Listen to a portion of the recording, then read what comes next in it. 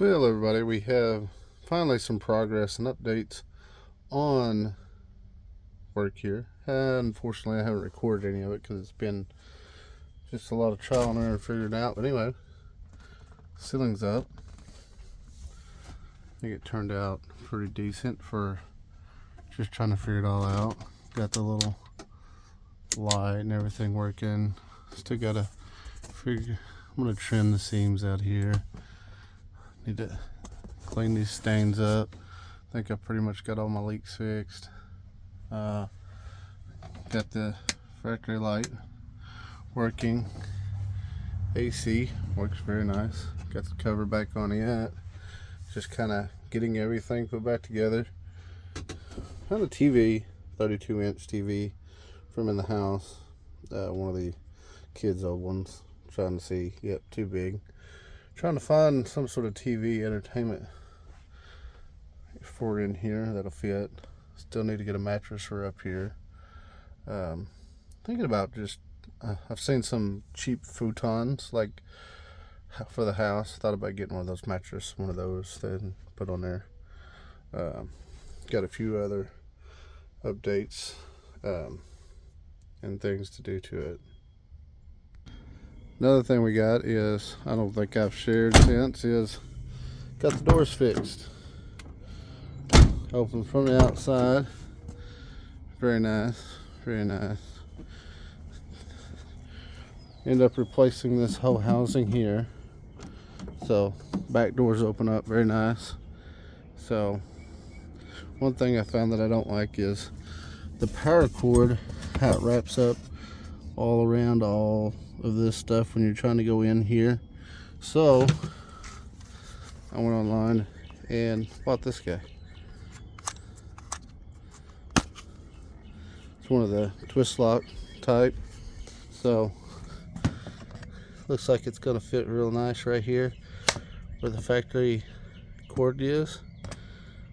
So I'll pull that off, mount this, and it'll just twist lock like the new style RVs, motorhomes have. And then I'll just be able to cool the cord up, and I'll probably just maybe toss it off in here, which I got a extension cord in here already, or just throw it over in the tub or something like that when it's not used, because I'm trying to pull that cord out of there and it's tangled up and stuff, and I don't want to break anything. And then pushing the cord back in, it really doesn't want to go in very good. I even opened the back door and it's all like back here behind the toilet and stuff. So it's like, yeah, we'll try something new. So I might do another video letting you know how that turned out. And then I got one more part up on the front I'll show you. Okay, so I was having charging issues, which I'm still getting a dead battery randomly. I don't know why.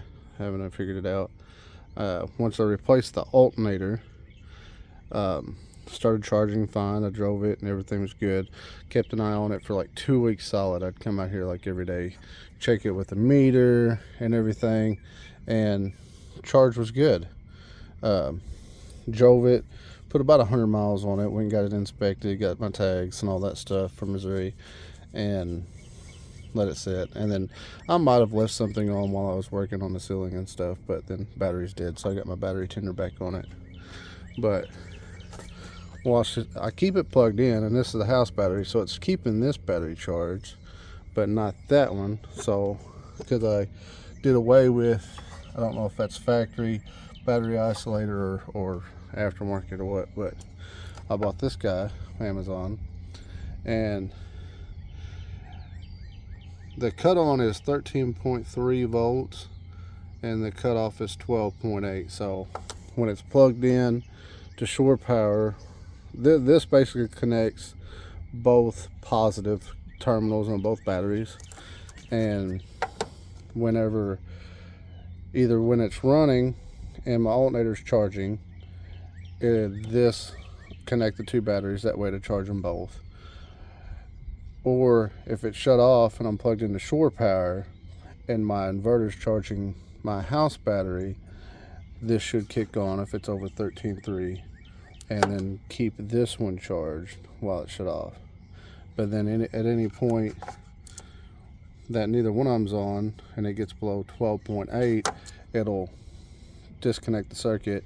That way it won't drag down both batteries. So I gotta find a place to install this and get it in here, so I'll make sure I can keep both batteries maintained while driving and while plugged up. But that's just kind of the latest updates right now. I still need to fix that window. I got the good Gorilla tape on there right now. That's keeping some water out. The roof is fixed. It's these windows, which from what I've read on the forums and from everybody else, that's a pretty common thing. But if I don't say so myself, it looks pretty nice. Let me get another view. All right, hold on. All right, so I think like from right here is probably like the best overall view.